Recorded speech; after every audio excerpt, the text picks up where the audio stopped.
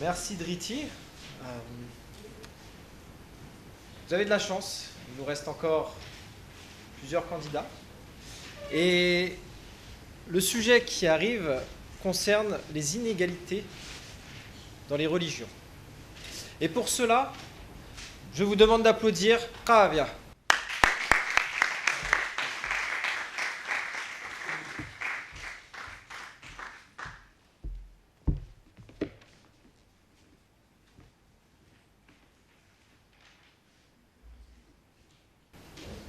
Comme cette pancarte, il n'y a pas besoin de mentionner mon nom. Parce qu'aujourd'hui, c'est ma religion qui détermine tout. C'est ma religion qui détermine si je peux faire des livraisons pour Zomato. Hashtag I don't stand with Amit.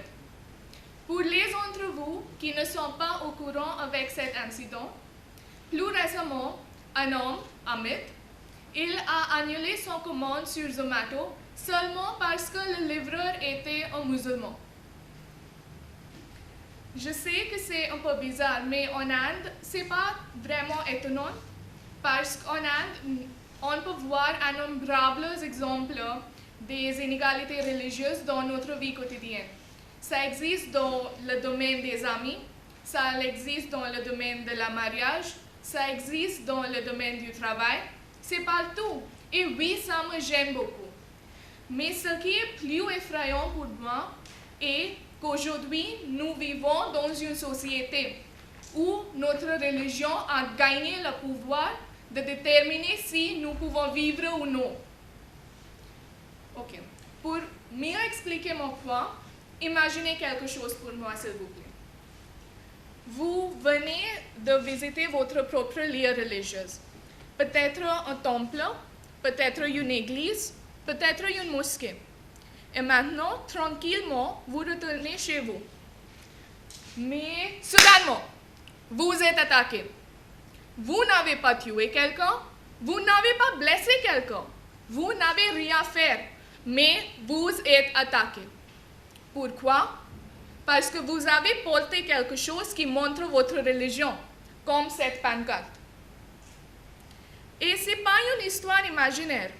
En 2014, cet incident a se passé à Pune. Un homme était tué seulement parce qu'il était visiblement musulman. J'habite à Pune et c'est une ville très développée. C'est pourquoi j'étais vraiment choquée.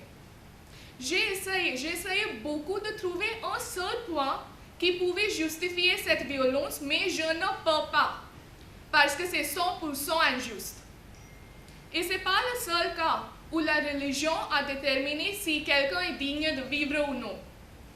D'après India Spence, pendant les 10 années dernières, il y avait 254 incidents de la violence religieuse, à cause desquels 91 personnes ont perdu leur vie et 579 personnes étaient blessées.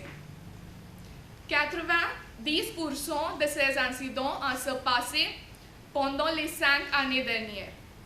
Ça veut dire que entre 2014 et 2018, chaque année, 120 personnes et 10 personnes par mois sont tuées ou blessées, seulement à cause de leur religion.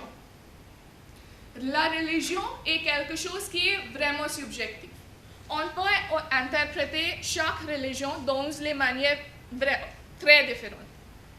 Je suis chrétienne, mais d'après moi, ce n'est pas nécessaire d'aller à l'église chaque dimanche. Mais peut-être entre vous, il y a des autres chrétiens ou chrétiennes qui pensent autrement. Je veux dire qu'on ne peut pas mettre les personnes qui suivent la même religion dans la même boîte. S'il y a un hindou ou un chrétien ou un musulman qui a tué quelqu'un, on ne peut pas dire que chaque hindou, chaque chrétien, chaque musulman sont meurtriers. Beaucoup de personnes pensent que la solution à ce problème est de terminer toutes les religions, et de cacher notre religion quand nous sommes en public. Mais d'après moi, cette solution est temporaire, parce que le problème ne sont pas les religions. Le problème est la diminution de notre tolérance, de notre acceptance des autres points de vue. Ah oui, aujourd'hui c'est la religion qui nous divise, mais demain, quand ça serait un autre facteur, qu'est-ce que nous ferons? D'après moi, la solution est de comprendre que personne est défini par la religion et aucune religion est définie par une personne.